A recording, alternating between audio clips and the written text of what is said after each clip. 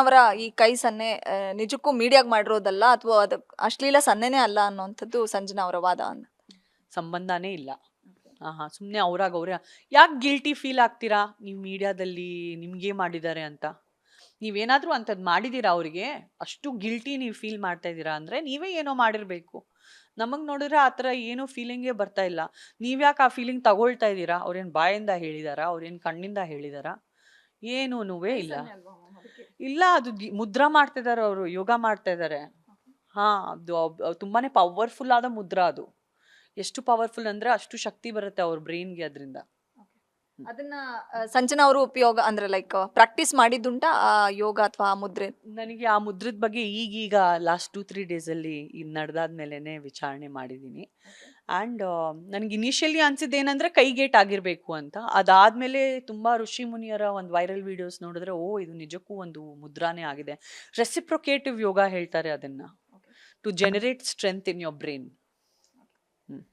Ma'am, ಈ ತುಂಬಾ ಅಂದ್ರೆ ಈ ಚಾರ್ಜ್ ಶೀಟ್ ಸಲ್ಲಿಕೆ ಆದ್ಮೇಲೆ ಆ ಚಾರ್ಜ್ ಶೀಟ್ ಅಲ್ಲಿ ಏನೇನಿದೆ ಅಂತ ಹೊರಗಡೆ ಬಂದ ಮೇಲೆ ರೇಣುಕಾಸ್ವಾಮಿ ಗೌತಮ್ KS 1990 ಅನ್ನುವಂಥ ಒಂದು ಫೇಕ್ ಅಕೌಂಟ್ ಕ್ರಿಯೇಟ್ ಮಾಡ್ಕೊಂಡಿದ್ದ. ಆ ಫೇಕ್ ಅಕೌಂಟ್ನಿಂದ ಕಾಮನ್ ಪೀಪಲ್ಸಿಗೆ ಅಷ್ಟೇ ಅಲ್ಲ, ಅವನು ಸೆಲೆಬ್ರಿಟಿಗಳನ್ನ ಟಾರ್ಗೆಟ್ ಮಾಡಿದ. ಅದರಲ್ಲಿ ಪವಿತ್ರ ಗೌಡ ಅವರಿದ್ರು, ಶುಭ ಪುಂಜಗೆ ಮತ್ತೆ ರಾಗಿಣಿ ಅವ್ರಿಗೂ ಕೂಡ ಆ ಅಕೌಂಟ್ನಿಂದ ಮೆಸೇಜ್ ಹೋಗಿತ್ತು ಅನ್ನುವಂಥದ್ದು ಚಾರ್ಜ್ ಶೀಟ್ನಿಂದ ರಿವೀಲ್ ಆದಂಥ ಮಾಹಿತಿ.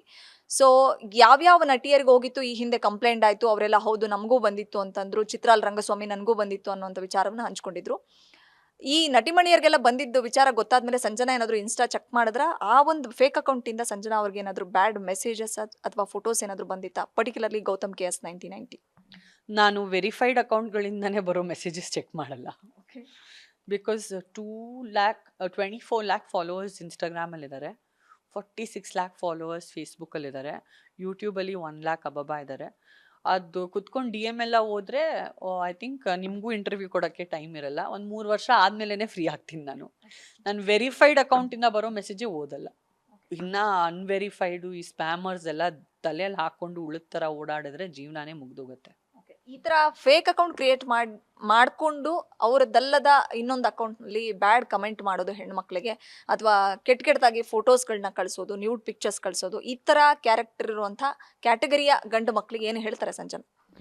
ನಿಲ್ಸಿ ಸಾಕು, ಕಲಿಯುಗ ಇನ್ನ ವರ್ಸ್ಟ್ ಹಾಕೊಂಡು ಹೋಗ್ತದೆ. ಸೈಕೋಯಿಸಮ್ ಇದು. ಅಂದ್ರೆ ಹುಚ್ಚುತನಕ್ಕೆ ಒಂದು ಮಿತಿ ಇರಬೇಕು. ಆ್ಯಂಡ್ ಯಾರೇ ಒಂದು ಹೆಣ್ಣಿರ್ಬಹುದು, ನಿಮ್ಮ ಹೆಂಡತಿ ಬಿಟ್ಟು ಪ್ರತಿಯೊಬ್ಬರಲ್ಲಿ ಒಂದು ತಾಯಿ ನೋಡಿ ಅಥವಾ ಒಂದು ತಂಗಿ ನೋಡಿ ಅಥವಾ ಒಂದು ಅಕ್ಕನ ಭಾವನೆ ಇರಲಿ. ಒಂದು ಕಾಮದಿಂದ ನೋಡೋದು ಅಥವಾ ಈ ಥರ ಸೈಕೋಟಿಕ್ ಆಗಿರೋದು ಹಾಗೆ ಇರಬೇಡಿ. ಆಧ್ಯಾತ್ಮಿಕವಾಗಿ ಜೀವನದಲ್ಲಿ ಇರಿ, ಆಧ್ಯಾತ್ಮಿಕವಾಗಿ ಜೀವನ ಮಾಡಿ, ನಿಮ್ಮ ಜೀವನದ ಒಂದು ಸಕ್ಸಸ್ಫುಲ್ ಆದ ಒಂದು ಗುರಿ ಇಟ್ಕೊಳ್ಳಿ. ನೀವು ಹೇಗೆ ಒಂದು ದೊಡ್ಡ ಮನುಷ್ಯನಾಗಿ ಜೀವನ ಸಾಗಬೇಕು ಅಂತ ನೋಡಿ. ಈ ಥರ ಪೊರ್ಕಿತನದಲ್ಲಿ ಹೋಗಬೇಡಿ ಅಂತ ಹೇಳಲಿಕ್ಕೆ ಇಷ್ಟಪಡ್ತೀನಿ. ಗ್ಯಾರಂಟಿ ನ್ಯೂಸ್, ಸುದ್ದಿ ಖಚಿತ, ನ್ಯಾಯ ನಿಶ್ಚಿತ.